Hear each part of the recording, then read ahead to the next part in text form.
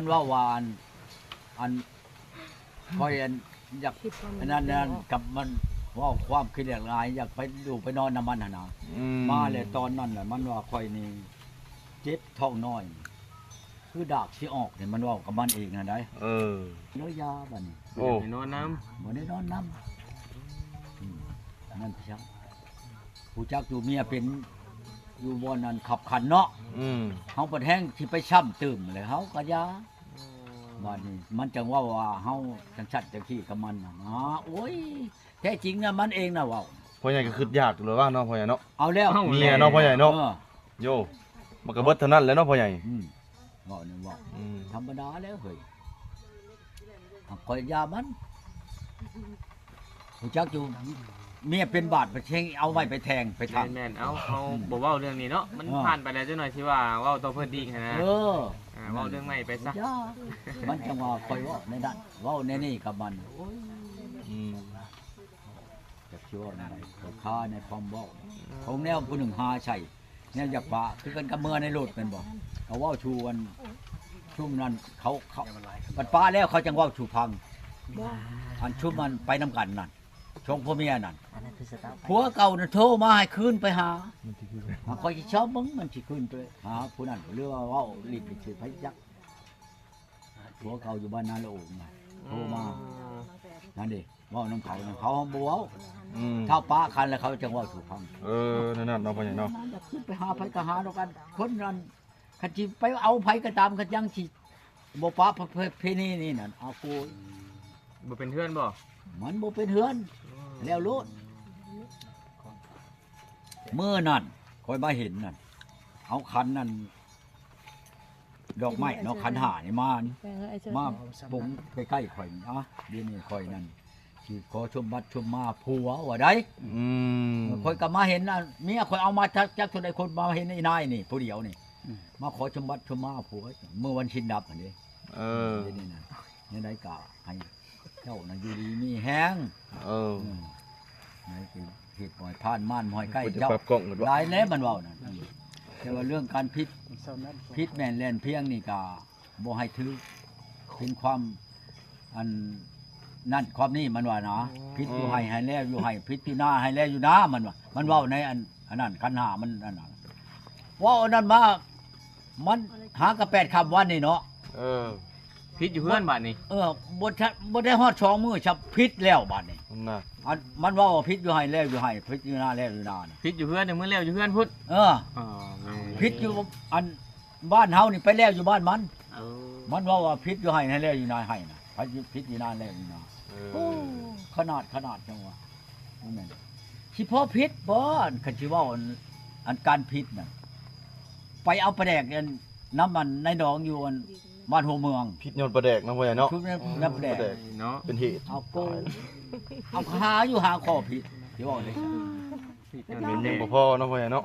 นี่พิษกันยนต์ประแดกเนี่ยทำมอมไปจังตายแล้วโอ้ยชื่อเนี่ยหมอดอมนั่งอยู่หันมือประจกเลยกระปู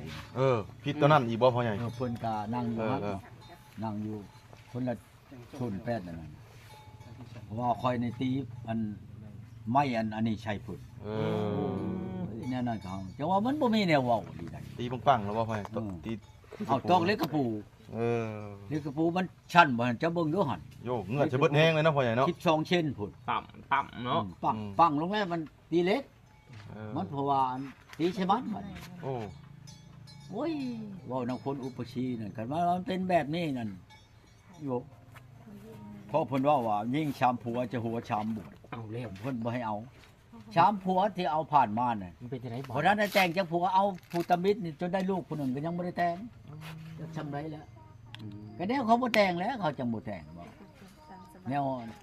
แต่งไผจังบ่แต่งของอันนี้น่ะ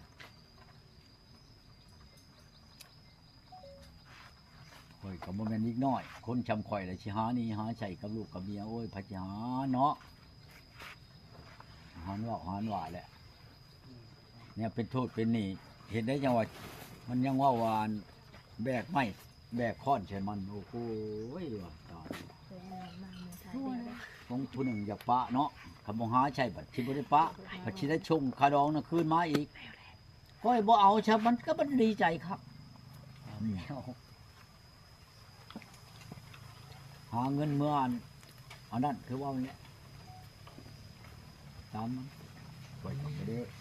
อันนั้นเนาะ ดองนี่ มีคนใหม่โทรเข้ามาอีกอยู่บ่มา บ่ได้ ยังบ่มี เขายังบ่ฮู้ว่าข่อยปะ เอ ของตอนปะนี่บ่ได้ลงคลิปเด้ แม่นแหละ ตอนอันเว้ากัน เขาบ่ให้ลงเนาะพ่อใหญ่เนาะ เขาบ่ให้ลง บ่ให้ ตัว ลง มันเองแล้วบ่ให้ลง เออ มันย่านชาวโลกนี่เห็น ตอนมันเห็นก็บ่ใหญ่เนาะ มันตีแป้นจะคอยวัดนี่ใช่ไหมไงปังปังปังจุดนั้นเท่าแก่ในโฮมหยุดเขาว่าอย่าเฮ็ดในนั้น อย่าเฮ็ดในนั้นเขาว่าเอ้ยมันนั่งอยู่ใกล้นี่จดจับมือมันดึงคืนนั่นแต่แป้นน่ะมันตีใช่ข่อยนะก็อย่านะตีก็ตีนะตีแป้นผมบ่ตีหัวข่อยไปตีหัวข่อยนั่นยกผมเขายองแต่ว่านี่พุ่นแล้วพิษตายกับพิษแล้วก็ไปตีหัวข่อยนะไหนๆก็เชียร์ตื่นช้ำโดนแล้วไรอีกช้ำ ประตูคือพ่อบ้านพุ่นระดมให้คืนกันนี่ไผจะปฏิเสธว่าบ่เอาซะประตูเว้าหรือบ่เพิ่นเว้าบ่คือไปได้ เอาโตไอ้น้องบ้านเมืองอันนี้ถึงนั้นทั้งนั้นทั้งนี้แหละบัดค่อยสิบ่เอานี่นะตอนอันอมัตชัญญาค่อยเอาบ่ได้เนาะบ่อนนี่มันชัญญาในนั้นเมียนหั่นเนาะ หับอะไรวันนี้ มันหับบ่ได้ได้สมมุติว่าคนโทรมาผู้แช่ผู้เช้านี่ก็บ่ให้โทร โอ้ สิไปบอกเบิดบ่ให้โทรมามันสิเป็นบ่ฉัน F2 F3 เนาะพ่อใหญ่เนาะ แล้วเธอมันก็โทรมาถามแม่นล่ะว่าโทรมาถามข่าวเป็นได้เอาเมียอยู่ดีมีแห้งบ่กับผู้นี้ผู้นั้นเขาก็ถามได้แม่นบ่แหละ เนี่ยมัน หมู่คู่ แม่น ผู้รู้จักกันเป็นอะไรคือกันกับคืนนี้แหละเป็นอะไรเห็นบ่ฉันค่อยนั่งอยู่นี่โทรมาเลยที่เวียงจันทน์พุ่นน่ะเมื่อกี้นี่เป็นอะไรโอ้ยเขาว่าโอ้จะมันชาติชีวิตเจ้าคักเลยเนาะบัดนี้น่ะว่าถามว่าค่อยปะอะไรนี่ดิอันนี้ค่อยเบิ่งนี่พี่ลึกอลีเมียเจ้าอันนี้เขาก็เห็นบ่แม่นเขาบ่เห็นตายเขาอ่ะว้าวบ่ไม่นั่งแม่นบ่ยืนว้าวนั่งอยู่ ยืนล้วนอยู่เนาะพ่อใหญ่เนาะ ลบเขาลบออกอยู่ในพักกระตูนั่นเขาก็เห็นแล้วแม่นบ่ ด้วย บ่แม่นเขาชิปอันนั้นไปเฮ็ดไปอันนั้นก็ลงชิปข้างในจังว่าวานนี่นั่นก็ชิปบ่อยากให้ลงนั่นก็ย่านมันเป็นอันนี้แล้วย่านมันเห็นเด้แม่นบ่ ด้วย ไผก็เห็นแล้วลักอายติบัดนี้ตัวเฮ็ดบ่ถูกต้องนั่นแต่ว่าเห็นจำนั้นเขาก็ยังคิวตัวแล้วสิไปเอาอันนั้นก็ยามาแล้วเรื่องไผเรื่องมันเนาะบ่ได้ว่าดอกนั่น บ่ให้เกียรติทางฝ่ายชายเลยเนาะพ่อใหญ่เนาะ เอาแล้วอยากได้ตะเกียบโตพี่ช่างก็ดีกันว่าพื้นน่ะเป็นนอนเทือนคนเพราะว่านอนอยู่ป่าโอ้โห บ่พ่อใหญ่ผู้ใดไปบอกให้เว้าว่านอนอยู่ป่าผู้หญิงบ่บอก เอากับมันเองนั่นแหล้ว เออ มันเองแล้วเมื่อแจ้งกับน้องข่อยน้องข่อยถามว่านอนในใช้คืนนอนอยู่ป่าวิกพุ่น เออ พ้นสุดท้ายบอนเฮือนนอนเขาบ่อำที่บัดนี้มานอนในเฮือนนี่เขานี่ สำนกสำนูเนาะนอนอยู่ป่าวิก เขาก็ระวังอยู่อย่ามันนั่นนี่จนว่าบ้านห้วยเมาบ่อนมันเรื่องเฮือนชาวพงนี่จนเราบ่ให้ไปบ่ให้ไปนอน อาจารย์มีโทษเนาะพ่อใหญ่ แล้วเธอได้นอนดึกดื่นถึงคืนแล้วมันหลับไปใช่ เออ เขาไปว่านอนนะฮันจังน้อยมันสิเป็นเรื่องกับเขาทันทีเขาฮู้จักเลยนะภายในตัวนั่นตัวบ่ชินธรรมน่ะเขาบ่ให้ไปนอนบัดนี้ฉันเรามาเอาแล้วเราเว้าตามเราเว้าได้อันนี้คนบ่ไปเอาแล้วอะมาจนเอาวันพูดมาใช่ตัวเองเราอะโยว่าเพิ่นให้เนาะข่อยน่ะบุญลีบุญข่อยอีหลีได้แค่แม่ว่ามันไปเลยนั่นอาโกยจักว่าเขาจับข่อยไปครั้งแล้วบ่จักปานนี้นะ โอ้ ค่อยว่า พี่จังใหญ่แล้วบ่พ่อใหญ่ เอาแล้ว เนาะ เขาว่าฆ่าคนเขาบ่เห็น เออ โทรหาก็บ่ติดมันก็บ่เปิดอีกโทรศัพท์นี่บ่ไปอยู่บนใดบนหนึ่งซะ โดย พี่น้องมันบ่หรือว่าไหน โอ้ ๆ เปิ มัน ด ก็ตายแล้วข่อยนี่เขาก็จับไปใช้ก่อนแล้วถ้าว่าบ่เห็นน้องข่อยนี่ข่อยก็ขังเจ้าอยู่นี่แม่นแล้วว่ะ เออ ถ้าว่าเห็นแล้วข่อยจังสิปล่อยเจ้าเชียนได้ซะบ่แหละ เขาก็แจ้งว่าคนหายเนาะพ่อใหญ่ เอ เนาะ อว่าคนหายบ่จักไปใช้แล้ว สุดยอด แท้จริงคนอยู่นํเจ้าแม่นบ่ฉันข่อยกับเพิ่นเลาะห้องมันตามห้วยตามห้องแล้วข่อยก็ญาติเป็นโทษ อืม ที่บ่ไปเมื่อบ่ไป นั่นคือเด้ไปร่ำไปเลยแล้วบ่จักบนอยู่บนเช่าเลยว่าโกยได้บ่ชามมื้อเขาก็มามัดอันคดกระชงค่อยไปแล้วชำกระเด้อครับหมูเขาเฮ็ดกับข่อยนี่ ดึงห้องอีดีไปลง นี่บุญข่อยบุญข่อยยังได้พบได้เห็นมันคืนมาเอาโกบ่ได้ข่อยมาคือเจ้านี่แหละอันช่างชาเบิ่งอันว่าน้องข่อยจังว่าให้ปะเนาะแต่กี้ก็โอบรมแล้วมันก็รับมาข่อยก็รับเอาในช่องค่ำช่องพายนี่ปัดบ่อามัดชัญญานี่เด้บัดนี้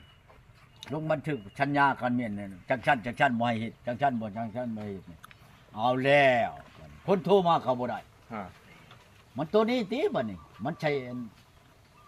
ฆ่าเจ้าเมียนแหละใช่ไล่เจ้าเมียนแหละ บัดคนอยากได้ทางไม้ทางยาเขาโทรมาได้เจ้าพ่อใหญ่ ก็บ่ให้เฮ็ดแล้วนั่นน่ะ เดี๋ยวได้สิหางกันได้เจ้าพ่อใหญ่ เอาบ่ได้มันก็บ่แม่นสิให้เฮ็ดแน่นอน